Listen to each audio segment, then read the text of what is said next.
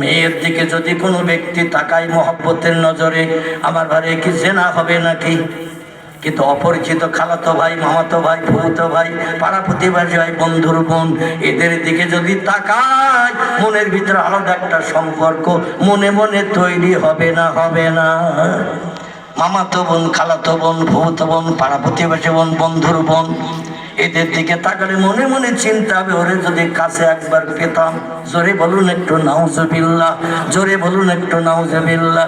আল্লাহ হচ্ছে পুরুষ, তুমি আগে তোমার চোখ অবনত করো পরনারীর দিকে তাকানো থেকে। পরে আল্লাহ বলছে ইন্নামাল মুমিনাতি ইয়াগদুদনা মিন আবসারিহিন্না ওয়া ইয়াহফাযু ফুরুজাহুম। ও দুনিয়ার মেয়েরা, তোমরা তোমাদের চোখগুলো অবনত করো পরপুরুষের দিকে তাকানো থেকে। আর তোমাদের দুই পায়ের মাঝখানে যে গুপ্তাঙ্গ আমি আল্লাহ দান করেছি সেটাও হেফাজত করে রাখবে। খবরদার বিবাহিত পুরুষ ছাড়া অন্য কারো দিয়ে তুমি ব্যবহার করবে না। জোরে বলুন একটু আল্লাহু আকবার, আর একটু জোরে বলুন আল্লাহু আকবার। এই রাস্তায় যখন আমরা চলি, লাল হলুদের দিকে নজর করি, কাছাকাছি আসুক, কথা বলতে বলতে যদি ফোন নম্বর পেয়ে যাই, ওর এক বিছানার বালিশে হাজির করবো, নাউজুবিল্লাহ। এমনটা মন্তব্য অধিকাংশ যুবকদের মনের ভিতরে তৈরি হয় না? হয় না? আল্লাহ কোরআনে বললেন ফানকিহু মা তাবা লাকুম মিনান নিসা মাসনা সুলাসা ওয়া রুবা ফাইন খিফতুম আল্লাহ তাদিলু ফাওয়াহিদাতান আল আখির। জোরে বলুন একটু আল্লাহু আকবার। একটু দরুদ শরীফ পড়ে না, একটু টাইমটা দেখে নেই। একটু দরুদ শরীফ। আল্লাহুম্মা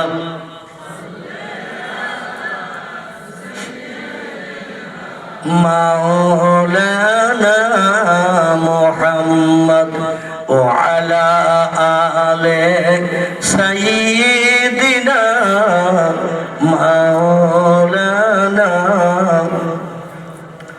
অভয় বাণী দিল তারা, অভয় বাণী দিল তারা, ও আমিনা বিবি। শিশু পুত্র তোমার হবে শেষ জামানার নবী। যে শিশুকে দেখে তারা রসুল মেনে গেল, সেই নবীর ওই মুহাব্বতে দরুদ মুমিন পড়ো।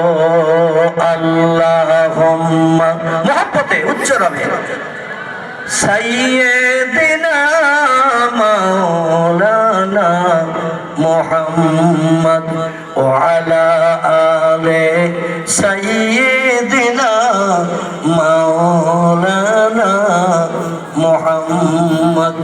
আল্লাহ কোরআনে বলছেন হুররিমাত আলাইকুম উম্মাহাতুকুম ওয়া বানাতুকুম ওয়া আখওয়াতুকুম ওয়া আম্মাতুকুম ওয়া খালাতুকুম ওয়া বানাতুকুমুল আখি ওয়া বানাতুকুমুল উখতি ওয়াল আখির।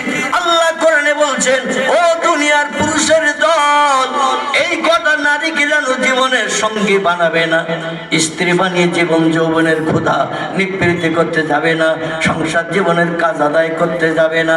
আমি আল্লাহ তোমাদের জন্য হারাম সাব্যস্ত করে দিয়েছি। এই নারীরা তোমাদের আপন সহধর্মিণী হবে না। জোরে বলুন একটু সুবহানাল্লাহ।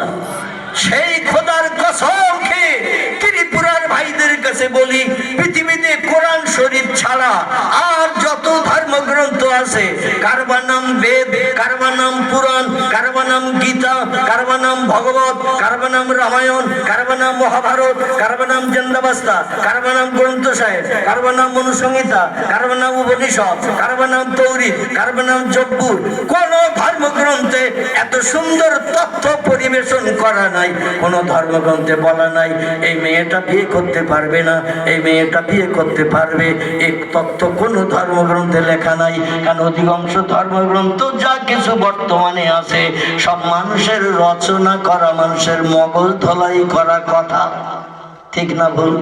বেদ মানুষ লিখেছে, পুরাণ মানুষ লিখেছে, গীতা মানুষ লিখেছে, ভগবত মানুষ লিখেছে, রামায়ণ মানুষ লিখেছে, মহাভারত মানুষ লিখেছে, জিন্দাবাস্তা মানুষ লিখেছে, গ্রন্থ সাহেব মানুষ লিখেছে, মনুসংহিতা মানুষ লিখেছে, উপনিষদ মানুষ লিখেছে।